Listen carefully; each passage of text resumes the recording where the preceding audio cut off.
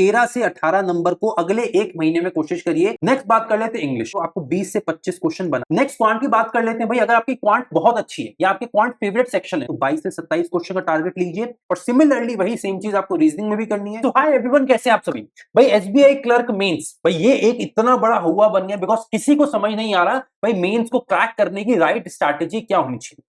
भाई सबसे पहले हम बात कर लेते हैं भाई मेंस का एक्सपेक्टेड डेट क्या है। भाई एक टेंटेटिव डेट जो हमारे सामने है वो है भाई 10 अप्रैल के आसपास आपका ये एग्जाम हो सकता है, मेंस एग्जाम। मतलब अभी से मोटा मोटा देखें तो 35 से 40 दिन का हमारे पास समय बचा है। अब ये 35 से 40 दिन डिसाइड करेंगे कि भाई इस बार हम एसबीआई क्लर्क सिलेक्ट हो पाएंगे कि नहीं हो पाएंगे। मतलब you have to make the most out of these 35-40 दिन। इसमें क्या करें, बहुत सारे डाउट्स हैं भैया। हर सेक्शन को डेली कितना टाइम दे, किस मॉक को फॉलो करें, किस टीचर को फॉलो करें, किस सोर्स को फॉलो करें। भैया एक अटेम्प्ट स्ट्रैटेजी मॉक टेस्ट में क्या होनी चाहिए, और सबसे इंपॉर्टेंट बात भैया, क्या आप हमें एक गुड स्कोर का टारगेट बता सकते हैं। ये सारी चीजों के ऊपर बहुत डिटेल में बात करेंगे। और वीडियो के एंड में मैं सेक्शन वाइज आपको गुड स्कोर बताऊंगा कि कितने स्कोर को मिनिमम आपको टारगेट करना है हर सेक्शन में, और ओवरऑल मिनिमम कितना स्कोर आपको टारगेट करना चाहिए कि इस बार मेंस निकलने के आपके चांसेस बन जाए। ठीक है, एक एक करके चालू करते हैं भाई। सेक्शन वाइज बात कर लेते हैं। सबसे पहले जीए की बात करते हैं बिकॉज नोटिफिकेशन में भी सबसे ऊपर जीए का सेक्शन आता है। भाई जीए में आपको क्या करना है भाई, सबसे पहले कितने महीने का जीए पढ़ना है। तो भाई अगर आप आज से पढ़ना चालू कर रहे हैं या ऑलरेडी पढ़ चुके हैं तो नवंबर से अभी तक का जीए आपको कवर करना है। मतलब नवंबर से मार्च तक का। ये कितने महीने हो गए, नवंबर, दिसंबर, जनवरी, फरवरी, मार्च, 5 महीने हो गए। पर मार्च में आप टोटल पूरा मार्च पढ़ नहीं पाएंगे, तो इसलिए 4-4.5 महीने के आसपास का मान के चलते हैं। अब अगर आप ऑलरेडी नवंबर का पढ़ के आए हैं या ऑलरेडी आप करंट अफेयर्स कवर कर रहे हैं तो बहुत अच्छी बात है। तब फिर आपका एक क्वेश्चन होगा भैया किस सोर्स को फॉलो करें। तो भाई आपको कोई भी नया टीचर या कोई भी नया वीडियो सोर्स या पीडीएफ सोर्स ऐड करने की जरूरत नहीं है। अगर आप ऑलरेडी तैयारी कर रहे हैं तो आपको एक चीज जो ऐड करनी है भाई वो है रिवीजन। अब रिवीजन आप दो तरीके से कर सकते हैं भाई। एक आप रिवीजन कर सकते हैं ऑल्टरनेट डेज पे, मतलब आप हर दूसरे दिन जो भी आप पढ़ रहे हैं 2-2 दिन को क्लब करके अपना रिवीजन करते रहिए। भाई जो भी 2 दिन में पढ़ रहे हैं वो हर चीज को नोट बनाइए या हाईलाइट करिए, जैसे भी करते रिवाइज करते चलिए। या दूसरा आप रिवीजन कर सकते हैं वीकली बेसिस पे, जो भी पूरे हफ्ते में पढ़ा वो रिवाइज कर लो। अब अगर आप ऑल्टरनेट डेज वाला रिवीजन करोगे तो आपको हर 2 दिन में एक बार करोगे तो 30 से 40 मिनट का समय लगेगा और आपका 2 दिन का रिवीजन हो जाएगा। वहीं अगर आप वीकली वाला रिवीजन करोगे तो आप मान के चलो तो 3 से 4 घंटे का आपको समय लगेगा, तो ये पूरे हफ्ते का आपका रिवीजन हो जाएगा। ठीक है, अब अगर आप एक ऐसे स्टूडेंट हो भाई जिसने अभी तक करंट अफेयर्स चालू ही नहीं करा है, तो अब आप क्या करो, बिकॉज लगेगा भैया 1-1.25 महीने का समय बच गया है, करंट अफेयर्स तो इतना सारा है, हमें क्या करना है। तो भाई सबसे पहले पीडीएफ की जो 200, 300, 400 पेज के पीडीएफ होते हैं सारे पढ़ने जरूरी नहीं होते। मैंने बहुत सारे वीडियोस में ऑलरेडी डिस्कस करा हुआ है कि कैसे आप 50% पीडीएफ को पढ़ के मैक्सिमाइज कर सकते हो अपने स्कोर को। उन वीडियोस को एक बार देख लीजिए। बट इसके साथ ज्यादा इंपॉर्टेंट चीज जो आपको यहाँ पे ऐड ऑन करनी है कि सबसे पहले आप वीडियो सोर्सेज को उठाइए। और वीडियो सोर्सेज में भी डिटेल वाला वीडियो अभी जाने की जरूरत नहीं है। जनरली टीचर्स जितने भी होते हैं वो मंथली रिवीजन सेशंस लेते हैं या monthly 500 questions, monthly 1000 questions type के होते हैं जो हर महीना आते हैं। उन वीडियोस को देख लीजिए। इसके बाद कोई भी एक पीडीएफ सोर्स फॉलो करिए, आपको मल्टीपल पीडीएफ सोर्स फॉलो करने का अभी आपका समय नहीं है। तो कोई भी एक वीडियो सोर्स और एक पीडीएफ सोर्स को फॉलो करिए। पहले वीडियो से कवर कर लीजिए, उसके बाद पीडीएफ पे जाइए, क्योंकि आप इस तरीके से करेंगे ना तो आपको पीडीएफ कंप्लीट करने में काफी कम समय लगेगा, क्योंकि मेजॉरिटी चीजें आपके वीडियो सोर्सेज में कवर हो चुकी होंगी। प्लस इसके साथ आप एक और बहुत इंपॉर्टेंट चीज ऐड करिए भाई, वो है मंथली एमसीक्यूज या मंथली मॉक। भाई ये बहुत सारी वेबसाइट है, फॉर एग्जांपल स्मार्ट कीड़ा हो गया या टेक्स्ट बुक हो गया, वहां पे मंथली मॉक्स आते हैं। भाई मंथली वो डिटेल लेंथ वाइज मॉक होंगे, बहुत लंबे लंबे होते हैं, पर उससे आपको फायदा होगा कि अगर आपने बिल्कुल भी नहीं पढ़ा तो उससे आपका रिटेंशन इंप्रूव हो जाएगा। ठीक है, अब आपको लगेगा भैया अगर हम मॉक टेस्ट लगाएंगे तो नंबर बहुत कम आएंगे, तो आप अभी ये मत देखो कि भाई नंबर कम आएंगे, बस ये देखो फाइनल एग्जाम में नंबर कैसे बढ़ेंगे और कैसे तुम्हारा रिटेंशन इंप्रूव होगा जब तुम बार बार एक चीज को पढ़ोगे। अब देखो जिस तरीके से मैं बता रहा हूं कितनी बार पढ़ रहे हो। भाई सबसे पहले आप वीडियो सोर्स से पढ़ेंगे एक बार, दूसरी बार आप पीडीएफ सोर्स से कवर करेंगे उसको, तो दूसरी बार रिवीजन हो गया, प्लस तीसरी बार जब मंथली मॉक टेस्ट लगाएंगे तो एक और रिवीजन हो गया। मतलब मल्टीपल रिवीजन करके चलेंगे, तब जाके आपका जो रिटेंशन है, मतलब जो एक बार पढ़ के अगर आप भी मेरी तरह हो कि याद नहीं रहता, तो ये करके आपका रिटेंशन काफी ज्यादा बेहतर हो जाएगा। ठीक है, अब डेली आपको करंट अफेयर्स कितनी देर पढ़ना है। भाई अगर आप ऑलरेडी करंट अफेयर्स पढ़ते आए हो तो रिवीजन करते रहिए, अपने नोट्स बनाते रहिए और पढ़ते रहिए। तो डेली 2 घंटे का समय देना है अगर आप ऑलरेडी पढ़ के आए हो। बट अगर आप अभी तक आपने करंट अफेयर्स पढ़ा ही नहीं है, आपको कोई आइडिया नहीं है, तो कम से कम 3 से 3.5 घंटा डेली आपको करंट अफेयर्स को देना है, जहां पे जैसे जैसे मैंने जितना इतना बोल रहा हूं उतना करते चलो। 4, 4.5, 5 महीने कवर करना है, और कवर करने का सीक्वेंस भी क्या होना चाहिए, लेटेस्ट से पीछे चलो भाई। फॉर एग्जांपल मार्च का पहला हफ्ता चल रहा है, तो अभी फरवरी का आपके वीडियो सोर्सेज या पीडीएफ सोर्सेज अभी मिलेंगे नहीं आपको, तो आप क्या करिए, पहले जनवरी से स्टार्ट करो भाई। जब तक जनवरी आपका खत्म होगा तब तक फरवरी के वीडियो क्लासेस भी आ जाएंगे, पीडीएफ भी आ जाएंगे, फिर फरवरी निपटाओ, फिर उसके बाद दिसंबर निपटाओ, नवंबर निपटाओ, और जब तक ये काम करोगे तब तक मार्च के पीडीएफ और वीडियोस आ जाएंगे। तो इसी सीक्वेंस में चलना है।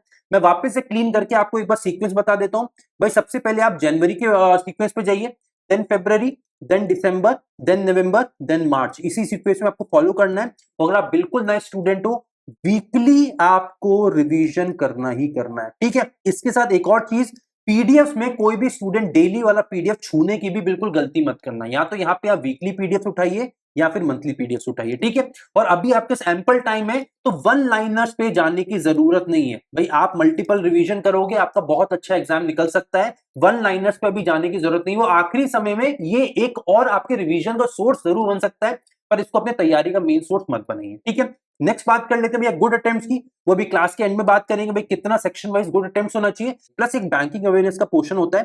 तो ज्यादा बड़ा नहीं होता, पर इसको पढ़ जरूर लीजिए, बिकॉज स्टैटिक बैंकिंग अवेयरनेस आ जाता है। पहली बात, इसमें कितना समय देना है भाई। अगर आप डेली 1 घंटा भी देते हैं तो एक हफ्ते के अंदर अंदर आप बैंकिंग अवेयरनेस को आराम से कंप्लीट कर सकते हैं। बहुत सारे मल्टीपल टीचर्स हैं, आप कुश पांडे सर को फॉलो कर सकते हैं, अनिल अग्रवाल सर को कर सकते हैं, सुप्रियो पांडा, कपिल काटवा, इनका कोई भी वीडियो देख लीजिए। इनका बहुत सारे मैराथन क्लासेस हैं, देख लीजिए। पर कोशिश करिए एक हफ्ते से ज्यादा आपको बैंकिंग अवेयरनेस में नहीं देना है। उल्टा खुद टीचर भी अगर कहता है कि ज्यादा टाइम दो, तब भी नहीं देना, बिकॉज उसका वेटेज बहुत ज्यादा नहीं है, पर उससे आपको करंट अफेयर्स को लिंक करना रहेगा। नेक्स्ट बात कर लेते हैं इंग्लिश क्वांट रीजनिंग। सबसे पहले बात करें इंग्लिश में, भाई सबसे बड़ा यहाँ पे प्रॉब्लम पता है लोगों को क्या होता है, उनको लगता है मेंस आ गया ना तो कुछ बहुत नया करना है। भाई बिल्कुल भी नहीं भाई। इंग्लिश क्वांट रीजनिंग तुम जो जो करके आ रहे हो भाई, ऑलरेडी सोचो तुमने प्री एग्जाम निकाला या प्री एग्जाम निकाल लोगे, अभी रिजल्ट नहीं आया भाई। जब तुम प्री एग्जाम निकालने लायक बन पा रहे हो, इसका मतलब तुम्हारी स्पीड भी है, तुम्हारे पास एक्यूरेसी भी है, और तुम्हारा कॉन्सेप्ट भी क्लियर है। तो इंग्लिश में क्वांट में रीजनिंग कुछ नया ऐड करने की जरूरत नहीं है, या किसी नए टीचर को फॉलो करने की बिल्कुल भी जरूरत नहीं है। जिस टीचर को फॉलो कर रहे हो, जिसके साथ तुम्हारा मोमेंटम बन चुका है, उसी टीचर को फॉलो करो, और ना ही कोई नया कोर्स फॉलो करने की जरूरत है, ठीक है। यहाँ पे जो एकमात्र चीज आपको मैनी फोल्ड बेनिफिट करेगी भाई, वो है मॉक टेस्ट। अब आप में से बहुत सारे स्टूडेंट है, भैया अभी तो मेरी मेंस लेवल की तैयारी नहीं है, तो मैं मॉक टेस्ट लगा के तो बहुत डिमोटिवेट फील करूंगा या करूंगी। मैं आपको बोल रहा हूं मेरे भाई, 6 साल के एक्सपीरियंस से हजारों बच्चों के सिलेक्शन के बाद एक चीज जो वो हजार के हजार बच्चे में सब लोग कॉमन बोलेंगे ना, कि भैया आपके ये मॉक टेस्ट वाला जो आपका एडवाइस रहता है ना भैया, इसकी वजह से हमारी जिंदगी पलट गई। मेजॉरिटी स्टूडेंट इस समय मॉक से दूर भागेगा, और जितना तुम मॉक से दूर भागोगे तो मान के चलो उतना तुम सिलेक्शन से दूर भाग रहे हो। सिंपल बोल रहा हूं, जितना मॉक से दूर उतना सिलेक्शन से दूर, मॉक के नजदीक उतना सिलेक्शन के नजदीक। और ये जो आप मॉक टेस्ट लगाते हो, ये सबमिट और सॉल्व नहीं करना है भाई, इसको एक सिटिंग में लगाना है। मतलब अगर एक बार बैठ गए तो जब तक पूरा मॉक खत्म ना हो जाए तब तक उठेंगे नहीं। करंट अफेयर्स भी लगाओ, नहीं पढ़ा तब भी लगाओ, पढ़ोगे तभी याद रहेगा। इंग्लिश को बनाओ, क्वांट को बनाओ, रीजनिंग को बनाओ, ठीक है। इसके अलावा आप इंग्लिश में नया क्या ऐड करिए। देखिए जनरली प्री लेवल में जब आप तैयारी कर रहे हैं तो आपकी तैयारी काफी अच्छी होगी, तभी मेंस में जा रहे हैं। पर जनरली होता है आप लोगों को ना हाई लेवल रीडिंग मटेरियल नहीं फॉलो कर रहे हो आप लोग। तो हाई लेवल रीडिंग मटेरियल मतलब हाई लेवल आप लोग एडिटोरियल्स पढ़िए, या फिर ओपिनियंस वाला जो टैब आता है, और इसमें जो अच्छे वाले होते हैं ना इंटरनेशनल न्यूज़पेपर्स या बड़े न्यूज़पेपर्स, उनको पढ़िए। फॉर एग्जांपल फाइनेंशियल एक्सप्रेस हो गया, इकोनॉमिक टाइम्स हो गया, आपका लाइव मिंट हो गया, या फिर आपका ब्लूमबर्ग हो गया, बीबीसी हो गया, या बाकी इंटरनेशनल न्यूज़पेपर्स हो गए। यहाँ पे द हिंदू पढ़ के टाइम वेस्ट मत करिए, बिकॉज द हिंदू का अब उतना एक्चुअली लेवल नहीं है। बाकी न्यूज़पेपर्स बहुत बेहतर है, ठीक है। इसमें अगर आप डेली सुबह 7 बजे हमारे साथ क्लास में जुड़ते हैं, जहाँ पे हम हाई लेवल एडिटोरियल्स बनाते हैं, प्लस इन्फरेंसेस करते हैं, conclusion, assumptions, cause and effect, मतलब प्रॉपर लॉजिकल रीजनिंग भी कवर करते हैं, हाई लेवल वोकैबुलरी बनाते हैं, प्लस इसके साथ इन डेप्थ रीडिंग कॉम्प्रिहेंशन की क्वेश्चंस भी बनाते हैं। तो अगर ये सारी चीजें आप कवर कर रहे हैं तो ऑलरेडी आप खुद ही बोलेंगे भैया क्लर्क लेवल का मेंस तो हमें हलवा लगता है। बट अगर नहीं कर रहे हैं तो आज ही फॉलो करना चालू करिए। चलिए इन केस आप बोलते हैं भैया हम क्लासेस नहीं ले सकते, हम फला फला सर या मैडम को फॉलो करते हैं, मत लीजिए, कोई बात नहीं है। पर एटलीस्ट डेली एप्लीकेशन के ऊपर पीडीएफ अपलोड हो जाता है बिल्कुल फ्री ऑफ कॉस्ट। एटलीस्ट उस फ्री ऑफ कॉस्ट पीडीएफ को पढ़ के देखिए, आपको समझ आएगा कि एक्चुअल एग्जामिनेशन में आपको क्या डिमांड है। ठीक है। प्लस मॉक टेस्ट जैसे जैसे लगाते रहेंगे आपको ये भी समझ आएगा। आज देखिए गलती होना जरूरी नहीं है, पर सही समय पे गलती पता चलना ज्यादा जरूरी है। आप जैसे जैसे मॉक टेस्ट लगाएंगे आपको पता चलेगा अच्छा यहां मेरी गलती थी, यार ये मैंने कभी पढ़ा नहीं, या ये टॉपिक मेरा वीक है। तो आप क्या करेंगे, मैं टाइम बता देता हूं, टाइम कितना देंगे भाई। इंग्लिश में आपको डेली 2.5 घंटे का समय देना है, और इसको 2 पार्ट में डिवाइड करिए। पहला आधा घंटा, अगर आपकी ग्रामर ज्यादा मजबूत नहीं है तो आप ग्रामर को आधा घंटा दीजिए, उससे ज्यादा नहीं, उससे ज्यादा 1 मिनट भी नहीं देंगे। 1 घंटा आप देंगे यहाँ पे रीडिंग को, जहां पे हाई लेवल रीडिंग लगाएंगे, जो मैंने आपको बता दिया। या तो डेली क्लासेस कर लीजिए, तो जैसे अभी आप करें 1 घंटा आप रीडिंग लगाएंगे, प्लस जो बाकी 1 घंटा आपका यहाँ पे बचा उसमें आपको प्रैक्टिस करनी है। कुछ इंपॉर्टेंट टॉपिक्स के नाम बता रहा हूं, बस उन्हीं की प्रैक्टिस कर लीजिए, काम हो जाएगा। For example para jumble, reading comprehension, cloze test, pillars and error detection, ये 5 ही टॉपिक्स हैं जो आपको आज से लग के डेली हर दिन 1 घंटे की प्रैक्टिस करनी है। पर इस 1 घंटे में आपको करना क्या है, इन 5 में से कोई भी 2 टॉपिक्स पिक करो और हर दिन 2 टॉपिक्स की तैयारी करो। अब इन 5 टॉपिक्स में से कोई भी टॉपिक आपको लगता है भैया मेरा वीक है, तो आप क्या करिए, राइट अवे फाउंडेशन बैच की तरफ जाइए। प्लेलिस्ट सेक्शन में जाएंगे, फाउंडेशन बैच मिल जाएगा, बिल्कुल फ्री ऑफ कॉस्ट है, पर वो हर एक क्लास तुम्हारे सिलेक्शन की तरफ तुम्हें बहुत तेजी से लेके जाएगी। तो हर एक क्लास करिए। अगर किसी भी टॉपिक में डाउट है, भैया पैरा जंबल नहीं बनता, एक बार मेरे कहने पे 3 क्लासेस है, मात्र 3 क्लास, वो 3 क्लास कर लो। उसके बाद तुम डंके की चोट पे बोलोगे भैया आज पैरा जंबल बनाने में अलग ही लेवल का confidence. Reading comprehension, generally student बोलते हैं भैया स्किमिंग कैसे होती है, समझ नहीं आता, आगे का पढ़ते हैं पीछे का भूल जाते हैं, टोन ऑफ द पैसेज समझ नहीं आता। एक बार कर लो फाउंडेशन बैच, प्लस डेली सुबह 7 बजे आ जाओ, उसके बाद तुम बोलोगे रीडिंग कॉम्प्रिहेंशन सबसे आसान टॉपिक लगता है। वैसे ही सारे टॉपिक्स को बहुत डिटेल में कवर करा गया है। तो 2.5 घंटे किस तरीके से कवर करेंगे ये भी आपको बता दिया। बेस्ट सोर्स, बेस्ट टीचर्स, मैं अगेन बोलूंगा, जिस भी टीचर को फॉलो करते आ रहे हैं इस समय टीचर को चेंज मत करिए। पर एक बहुत इंपॉर्टेंट बात, अटेम्प्ट स्ट्रैटेजी, ये मैं तीनों के लिए बता रहा हूं, इंग्लिश, क्वांट, रीजनिंग। भाई ये अटेम्प्ट स्ट्रैटेजी होता है, इसका नाम है राउंड रॉबिन मेथड। ये मैं ऑलरेडी बहुत बार बता चुका हूं, मेंस में इससे बेहतर स्ट्रैटेजी आज तक नहीं बनी। ये मैंने फॉलो करके हर एग्जाम पहले अटेम्प्ट में निकाला, और मेंटोरशिप के तहत में जितने स्टूडेंट है जिनको भी ये बताता हूं, हर स्टूडेंट पहले अटेम्प्ट में मेंस बहुत बेहतर करते जा रहे हैं, स्कोर लगातार इंप्रूव कर रहे हैं। इसमें क्या होता है भाई, इसमें ना आपको 3 लेवल में अपने मेंस के मॉक टेस्ट को बनाना है। भैया 3 लेवल मतलब भाई जब भी आपका मॉक टेस्ट खुलेगा आप क्वेश्चन बनाना चालू नहीं करेंगे, मतलब पहले सेकंड से क्वेश्चन नहीं बनाएंगे, आप क्वेश्चन को 2 मिनट के बाद बनाएंगे। तो भैया 2 मिनट तक क्या भगवान का जाप करना है, शिव जी को याद करना है? नहीं, पहले 2 मिनट आप उस पेपर को एनालाइज करेंगे। भैया पेपर एनालाइज इसका मतलब क्या है भाई, यहां पे आप क्या करेंगे, 3 लेवल में बार बार राउंड रॉबिन मेथड लगाएं। भाई सबसे पहले लेवल में आप पहले क्वेश्चन से चालू करेंगे, लास्ट क्वेश्चन तक जाएंगे और चेक करेंगे सबसे इजी क्वेश्चंस कौन से हैं, और उनको क्या करेंगे, मार्क फॉर रिव्यू।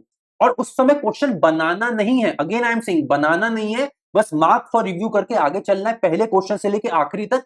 चाहे कितना भी सरल क्वेश्चन हो, चाहे कितना भी मन होता है ना चंचल हो जाए कि जल्दी से बना लेते हैं नंबर मिल जाएंगे, नहीं, पहले आखिरी क्वेश्चन तक जाइए, हर क्वेश्चन को देखिए, इजी क्वेश्चन को मार्क फॉर रिव्यू करिए। अब मैं आपको क्यों बोल रहा हूं, बिकॉज आप में से सच से बताना, ईमानदारी से बताना, कितने ऐसे लोग हैं जब आप लोग मॉक टेस्ट सबमिट कर देते हो, आपको लगता है यार आखिरी में ये 3 या 4 क्वेश्चन तो सच में बहुत इजी थे यार, अगर मैं इनको देख लेता या देख लेती 3-4 नंबर तो फ्री फोकट के मिल जाते। सबके साथ होता है, और जनरली हर मॉक में ऐसा हो जाता है, इंग्लिश, क्वांट, रीजनिंग में किसी ना किसी सेक्शन में फंसता ही है कि 3-4 क्वेश्चन आसान होते हैं आखिरी में जो हम देखते ही नहीं है। अगर आप इस टेक्निक को फॉलो करेंगे कभी भी आपका डुएबल क्वेश्चन नहीं छूटेगा। अभी बताता हूं कैसे।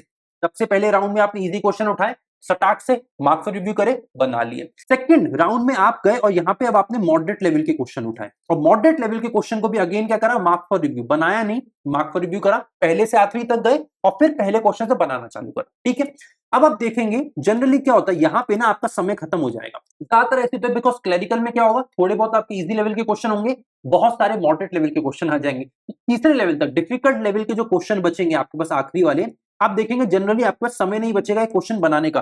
पर यहां पे आपको दुख नहीं होगा, क्यों, क्योंकि सारे इजी क्वेश्चन आप बना चुके हैं, सारे मॉडरेट डुएबल क्वेश्चन आप बना चुके हैं। तो अब अगर बाई चांस समय खत्म भी हो जाता है तो जो क्वेश्चन आपके बचे वो ऑलरेडी डिफिकल्ट क्वेश्चन थे, मतलब आपको पहले से वो क्वेश्चन आते ही नहीं है, या तो वीकनेस वाले क्वेश्चन है, या पे आपको पता है बहुत ज्यादा समय लग जाएगा, या आपको पता है नेगेटिव मार्किंग बहुत है, या कॉन्फिडेंस नहीं है। तो अगर ये क्वेश्चन छूट भी जाते हैं तो नुकसान से ज्यादा फायदा है, क्योंकि अगर ये बनाते तो समय भी ज्यादा लगता और नेगेटिव मार्किंग भी हो सकती थी। तो round robin method, English, quant, reasoning, तीनों में आपको लगाना ही लगाना है।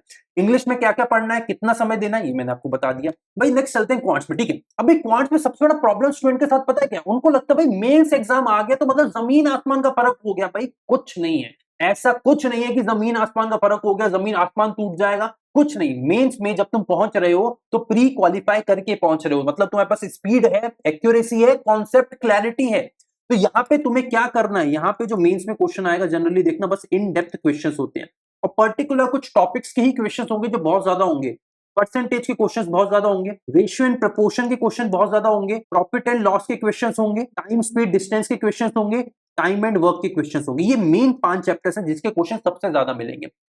अगर आप मेरी थोड़ी बात मानेंगे तो दो बहुत आसान चैप्टर्स होते हैं भाई, एक होता है मेंसुरेशन और एक होता है आपका प्रोबेबिलिटी। ये दो क्वेश्चन मुझे पता है, ये दो चैप्टर सब 90% जनता छोड़ के जाती है, और पेपर के सबसे आसान डीआई या सबसे आसान वो होता है ना भाई डेटा सफिशिएंसी के क्वेश्चंस, क्वांटिटी बेस्ड क्वेश्चंस या सिंगल लाइनर्स जो अरिथमेटिक क्वेश्चंस होते हैं, सबसे आसान देखोगे तो इन दो चैप्टर्स के ही आते हैं, बिकॉज ये दोनों ही chapters almost formula based chapters हैं। तो भाई अगर आपने इनको कवर करा हुआ है तो मैं आपको बोलूंगा बहुत अच्छा करा है, रिवीजन कर लेना। बट अगर नहीं करा है, मेरे कहने पे अगर हिम्मत जुटा सकते हो तो एक एक दिन इन दोनों चैप्टर को दे दो, 1 डे ईच दे दो। ये दोनों चैप्टर का ज्यादा कॉन्सेप्ट नहीं होता, आराम से कवर हो जाएगा।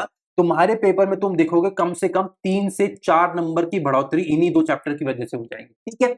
इसके अलावा क्वांट में आपको डेली कितने देर का समय देना है, भाई यहाँ पे आपको क्वांट में डेली 3 से 3.5 घंटे का समय देना है। इसमें आप क्या करेंगे, अगेन इसको भी डिवाइड करेंगे मल्टीपल टॉपिक्स में। भाई पहला 1 घंटा जो आप देंगे अपने स्ट्रॉन्ग टॉपिक को, फॉर एग्जाम्पल कोई भी आपको मान के चलिए आप बोलते हैं भैया स्पीड मैथ मेरी स्ट्रॉन्ग है, या भैया profit and loss, time speed distance मेरे स्ट्रॉन्ग टॉपिक है, तो 1 घंटे में इनकी रज के भर भर के प्रैक्टिस करें। और जो बाकी का 2 से 2.5 घंटा बचा है, यहां पे आप लगाएंगे अपने वीक सेक्शंस को, या फिर ऐसे सेक्शंस जो हमें पता है कि मेंस में बहुत ज्यादा आते हैं पर हमारी तैयारी अच्छी नहीं है। फॉर एग्जाम्पल डीआई, कई लोग होते हैं डीआई की बेहतर तैयारी नहीं करी, या अरिथमेटिक, तो भाई आप प्री में तो अरिथमेटिक से बच सकते हैं, मेंस में बच के कहां जाओगे। तो ये दो टॉपिक्स अगर अच्छे नहीं है, इनकी मेहनत करिए। मेंसुरेशन, प्रोबेबिलिटी नहीं पढ़ा, उनकी प्रैक्टिस करिए। उसके बाद 2 से 2.5 घंटा डेली आपको वीक टॉपिक्स को देना है, बिकॉज बहुत आराम से बहुत पहले ही बोल चुका हूं कि वीकनेस जो क्वांट में आपकी होती है ना, एक्चुअली आपको फॉर्मूले से डर नहीं लग रहा है, आपको चैप्टर से डर नहीं लग रहा है, आपको नंबर से डर लगता है। एक बार आप कॉन्सेप्ट समझ गए ना किसी चैप्टर का, फिर आपको समझ आएगा कि एक्चुअली उतना भयंकर चैप्टर नहीं था, ठीक है।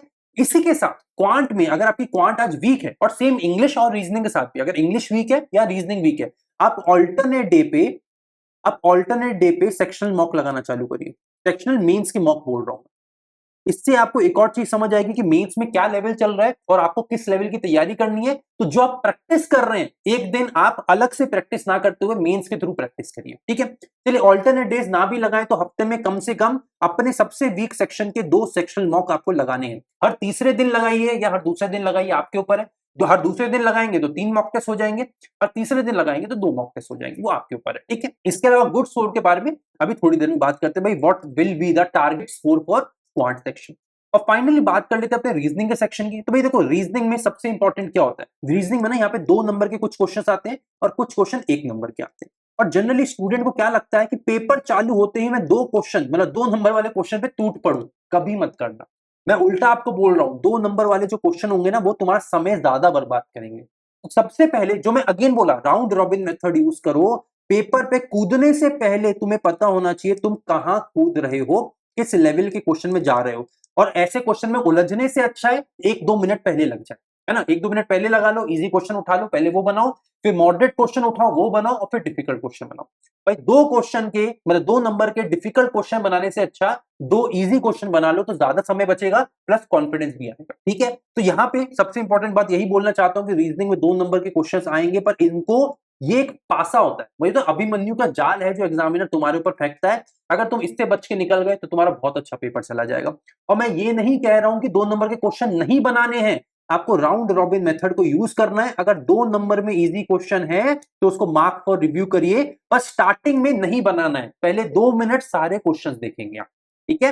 बाकी एम्पल टाइम होता है, क्लर्क में बहुत हाई लेवल नहीं जाता, आपके पास भरपूर समय है, आप 2 मिनट स्टार्टिंग के दे भी देंगे तो आराम से बना पाएंगे। अगेन बात कर लेते हैं गुड स्टोर की, तो अभी 2 मिनट में बात करेंगे उसके बारे में। बेस्ट टीचर, आप जिस भी टीचर को फॉलो कर रहे हैं वही बेस्ट टीचर है।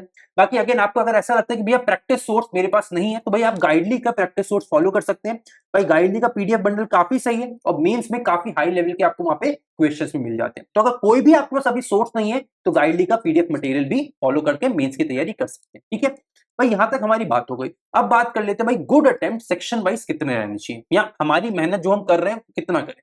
भाई सबसे पहले यहाँ पे कोने में देखिए मैंने क्या लिखा है, to do at least 80 to 95 marks. भाई आपको बहुत बड़ा टारगेट नहीं बनाना है कि भैया आज ही टारगेट ले लो कि 110 नंबर का बना के आऊंगा। मैंने इतने स्टूडेंट देखे हैं जो इतना बड़ा टारगेट देते हैं और 50-55 नंबर पे बिल्कुल सिमट जाते हैं। क्यों? इतना बड़ा टारगेट ले लिया, इतना प्रेशर है दिमाग पे, और 110 नंबर मतलब समझ रहे हो मैक्सिमम कट ऑफ कितना जाता है, 85 नंबर के आसपास का मैक्सिमम कट ऑफ जाता है। पर 110 नंबर लाने के चक्कर में अगर 55 पे सिमट रहे हो तो इससे बड़ी बेवकूफी नहीं हो सकती। हाँ, तुम 110 नंबर बोल रहे हो और ला भी पा रहे हो तो बहुत अच्छी बात है। बाकी मेरी स्ट्रैटेजी क्या है, हमेशा छोटा टारगेट रखिए। 80 टू 95 का अटेम्प्ट आपका होना चाहिए कि इस रेंज में आप पहुंच सके। ठीक है, इसमें आप क्या करेंगे, तो सेक्शन वाइज आपको क्या टारगेट करते हुए चलना है मैं वो बता देता हूं। मैं सेक्शन वाइज बता रहा हूं। अगर जीए में आप बिल्कुल नए स्टूडेंट हो, मैंने सारे सेक्शंस में ऐसे लिखा है, अगर आप बिल्कुल नए स्टूडेंट हो, आपकी जीए ज्यादा अच्छी नहीं है, तो आप 13 से 18 नंबर को अगले 1 महीने में कोशिश करिए कि 1 महीने में मेंस आते आते आप इस लेवल पे पहुंच जाएं। यहाँ पे ज्यादा बड़ा नंबर नहीं है, 13 से 18 बहुत आराम से कर सकते हो। और अगर आप प्रो स्टूडेंट हो, या आप बोलो मेरी करंट अफेयर्स बहुत बेहतर है, मैं तो भी तुम्हें बड़ा टारगेट नहीं दे रहा, मात्र 15 से 20 नंबर, इतना तो बहुत आराम से करा जा सकता है। नेक्स्ट बात कर लेते हैं इंग्लिश। भाई चाहे आप नए स्टूडेंट हो या पुराने स्टूडेंट हो, आपको 20 से 25 क्वेश्चन बनाने ही बनाने, और जो बहुत बड़ी बात नहीं है, क्लरिकल में बहुत मुश्किल पेपर नहीं आता। नेक्स्ट क्वांट की बात कर लेते हैं। भाई अगर आपकी क्वांट बहुत अच्छी है या आपके क्वांट फेवरेट सेक्शन है तो 22 से 27 क्वेश्चन का टारगेट लीजिए। पर अगर आपकी क्वांट अच्छी नहीं है, इतनी प्रैक्टिस करिए कि एग्जाम आते आते 20 से 25 नंबर का अटेम्प्ट आपका हो पा रहा है। ठीक है, और सिमिलरली वही सेम चीज आपको रीजनिंग में भी करनी है। रीजनिंग बहुत बेहतर है तो 22 से 27 को टारगेट करिए। अगर बहुत ज्यादा अच्छी नहीं है तो 20 से 27 को और 20 से 25 को टारगेट करिए। पर मुझे ऐसा कोई नहीं लगता जो रीजनिंग में बहुत वीक है, जनरली ऐसा हो जाता है। बिकॉज देखेंगे आप 2 नंबर के जो क्वेश्चन होंगे ना, उसमें लॉजिकल रीजनिंग के क्वेश्चंस बहुत आते हैं। और इसकी मैं आपको एक जुगाड़ बता देता हूँ, जब भी लॉजिकल रीजनिंग का क्वेश्चन आया उसको हिंदी में बना लो। अगर हिंदी में कंफर्टेबल हो ना, लैंग्वेज कन्वर्ट करो, हिंदी में बना लो, तुम बोलोगे भैया इट वाज अ मैजिक, मुझे समझ नहीं आया इतना आसान लॉजिकल रीजनिंग कैसे हो सकता है। या मेरे कहने पे एक बार बना के देखना और मुझे कमेंट करके बताना क्या हिंदी में लॉजिकल रीजनिंग हलवा हो जाता है कि नहीं। और तुम बोलोगे भैया 20-25 छोड़ो, 30 प्लस आराम से रीजनिंग में आ पा रहे हैं। और तुम इनको टोटली भी ऐड करोगे तो 80 टू 95 की रेंज में आराम से पहुंच जाओगे। ये तुम्हारा स्टार्टिंग का स्कोर मैं तुम्हें बता रहा हूं, एक मॉडरेट टारगेट तुम्हें लेके चलना है। बट फाइनल टारगेट तुम्हारा क्या होना चाहिए भाई, एटलीस्ट आप 90 प्लस स्कोर कर पा रहे हो ओवरऑल पेपर में। करंट अफेयर्स को मिला के 90 प्लस के आसपास का आपका फाइनल स्कोर होना चाहिए, जो आज आपको टारगेट नहीं करना है। कम से कम 3 हफ्ते बाद, एटलीस्ट 3 हफ्ते के बाद आपको इस लेवल पे पहुंचना है कि 90 प्लस आराम से कर पा रहे हो। ठीक है, बाकी देखिए आई ट्राइड माय बेस्ट कि मैं सारी चीजें बहुत डिटेल में कवर कर सकूं। स्टिल आपके मन में और भी कोई डाउट है, भाई नीचे का कमेंट सेक्शन 24 घंटे खुला है। मैं खुद आप लोगों के लिए 24 घंटे अवेलेबल रहने की कोशिश करता हूं। छोटे से छोटे डाउट को नीचे डालिए, बट आई होप कि इस बार आप लोग सिलेक्शन को लेकर सीरियस है। अगर सिलेक्शन को लेकर सीरियस है तो नीचे कमेंट में डाल के मुझे अपना कॉन्फिडेंस दिखाइए कि भैया this year I will become SBI clerk 2025।